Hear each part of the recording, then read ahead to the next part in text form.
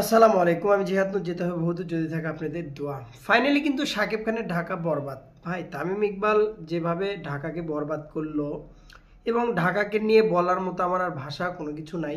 বরিশালের একটা দুর্দান্ত ৮ উইকেটের জয়। ডেভিড মালার যেভাবে ব্যাটিং করলো, তামিম ইকবাল যেভাবে ব্যাটিং করলো, শুধু লর্ড বাদে লর্ডে আউট হয়ে গেছে তাড়াতাড়ি।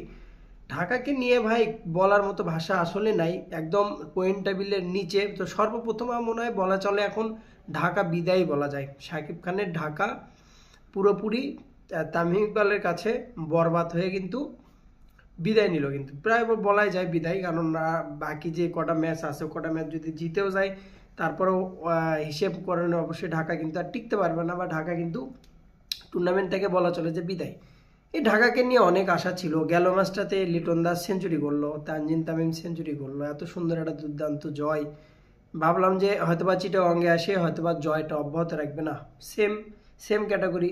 শারীরিকভাবে একটু অসুস্থ কথা বলতে, যদিও তারপরেও চেষ্টা করছি আর কি। তো ফাইনালি আমি যেটা বলবো যে ওপেনিং নাই, মিডল অর্ডার নাই, বোলিং নাই, তাহলে আসে কি? ঢাকার তো কিছুই নাই ভাই। গেল ম্যাচটা যেভাবে দাপট দেখালো, বোলিং থেকে শুরু করে ব্যাটিং যে দাপটটা দেখাইছিল, সেই ঢাকাকে কোনো ক্রমে আজকে আজকে কোনো ক্রমে খুঁজেই পেলাম না আমি। মনেই হলো না যে আজকে যে আগের যে ম্যাচে যে ঢাকা খেলেছিল সেই ম্যাচে সে ঢাকা খেলছে। সাব্বির রহমানও ভালো কিছু করতে পারেনি, মোসাদ্দেক ভালো কিছু করতে পারেনি, ওপেনার ভালো কিছু করতে পারেনি, মিডল অর্ডার ভালো কিছু করতে পারেনি, পেরেরা খুব দ্রুতই আউট হয়ে গেছে। তো শাকিব খানের যে জিনিসটা এখন ব্যাটা এমন বিপদে পড়ছে দলটা কিনে। তবে একটা জিনিস বলে রাখি যে মালিক যারা আছে তাদের কিন্তু খুব কম লস হয় এগুলোতে, কিন্তু আসলে লস বলে তাদেরকে ওরকম কিছু থাকে না।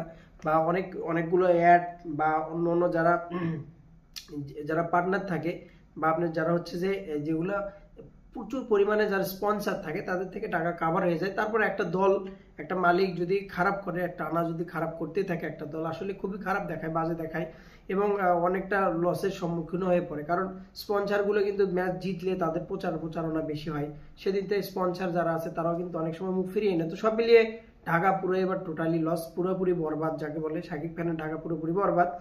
বরিশাল কিন্তু পয়েন্ট টেবিলের 2-এ। বরিশাল যেভাবে ব্যাট করলো এবং এখন পর্যন্ত বোঝা যাচ্ছে যে বরিশালই একমাত্র টিম যে রংপুরকে কাবু করেছিল। এছাড়া আর কোনো টিম এখন পর্যন্ত খুঁজে পায় না যে রংপুরকে কাবু করেছে। এবং সেই ম্যাচটা কিন্তু কাকতালীয়ভাবে রংপুর জিতে নিয়েছে। তামিম ইকবালের ব্যাটিংটা কিন্তু আজকে দেখার মতো ছিল, সুন্দর একটা 61 রানের ইনিংস খেলেছে।